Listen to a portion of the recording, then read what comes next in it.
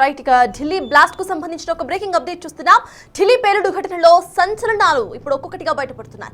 పేలుడుకు detonators వినియోగించినట్టుగా గుర్తించారు అధికారులు. ప్రాథమిక దర్యాప్తులో తేలిందని అన్నారు భద్రతా అధికారులు. అమోనియం నైట్రేట్ వాడినట్టుగా కూడా గుర్తించారు.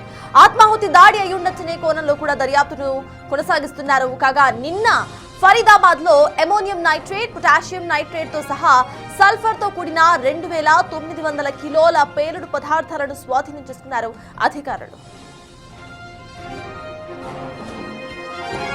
ఇప్పటికే ఢిల్లీ పేలుడు ఘటనలో ఇద్దరు అరెస్ట్ అయ్యారు. సోదరులు అమీర్ రషీద్, ఉమర్ రషీద్ ను భద్రతా బలగాలు అదుపులోకి తీసుకున్నాయి. ఇక పుల్వామాలో వీరిద్దరిని కూడా అరెస్టు చేశారు. పేలుడుకు ఉపయోగించిన కారు పుల్వామాకు చెందిన వారు కొనుగోలు చేసినట్టుగా ఇప్పటికే గుర్తించారు. అంతేకాకుండా కార్ కొనుగోలు సమయంలో కీ తీసుకుంటున్న చిత్రం అమీర్దిగా గుర్తించారు. ప్రస్తుతానికి తారీఖ్ ఎవరో తెలియదంటున్నారు సోదరులు.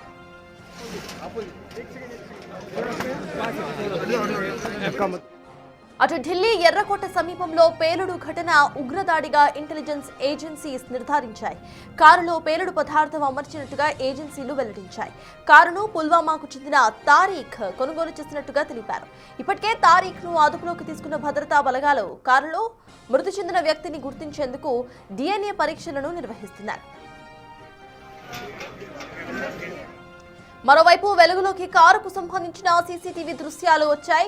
ఓ వ్యక్తి కారు నడుపుతున్నట్టుగా అధికారులు గుర్తించారు. అతడు డాక్టర్ మహమ్మద్ ఉమర్ అని అనుమానాలు వ్యక్తం చేస్తున్నారు. ఒకవేళ మహమ్మద్ ఉమరే గనకైతే అతడికి ఫరీదాబాద్ మాడ్యూల్ తో సంబంధాలు ఉన్నాయని బలగాలు చెబుతున్నాయి. పేలుడు ఘటనలో 9 మంది మృతి చెందగా 2 డెడ్ బాడీస్ ను అధికారులు గుర్తించారు. ఒకరు యూపీ, మరొకరు ఢిల్లీకి చెందిన వారని తేల్చారు. మృతుల్లో అందరూ కూడా పురుషులేనని నిర్ధారణకు వచ్చినట్టుగా సమాచారం.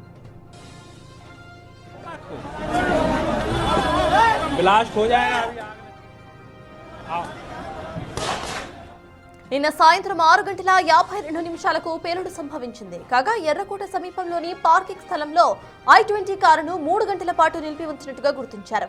మధ్యాహ్నం 3:19 పార్కింగ్ స్థలంలో ఈ కారు వచ్చింది. సాయంత్రం 6:48 పార్కింగ్ స్థలం నుండి బయలుదేరింది.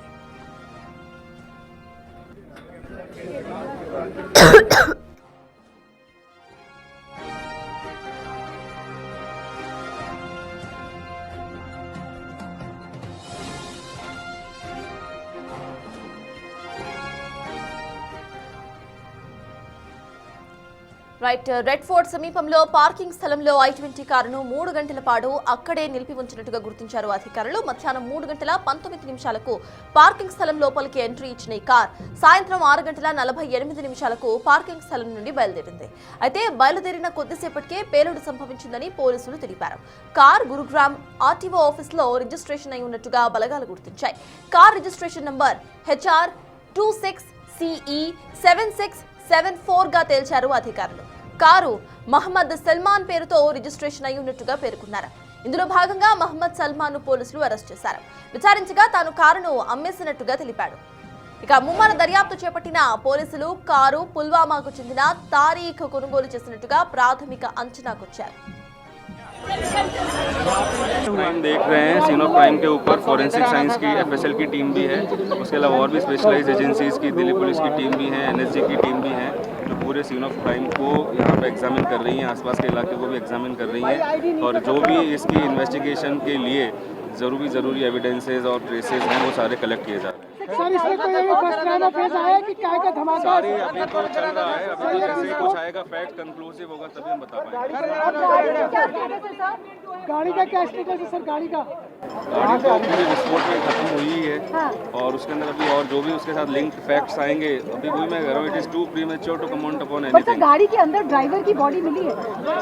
बॉडी अभी तो देखो, अभी तो चल रहा है, अभी FSL की टीम है वो लोग उठा रहे हैं उसको और उसके अंदर कुछ बॉडी पार्ट्स भी हैं, तो let us see how it connects. क्या इसमें पहचान किसके रूप में हुई है सर जो गाड़ी चला रहा था?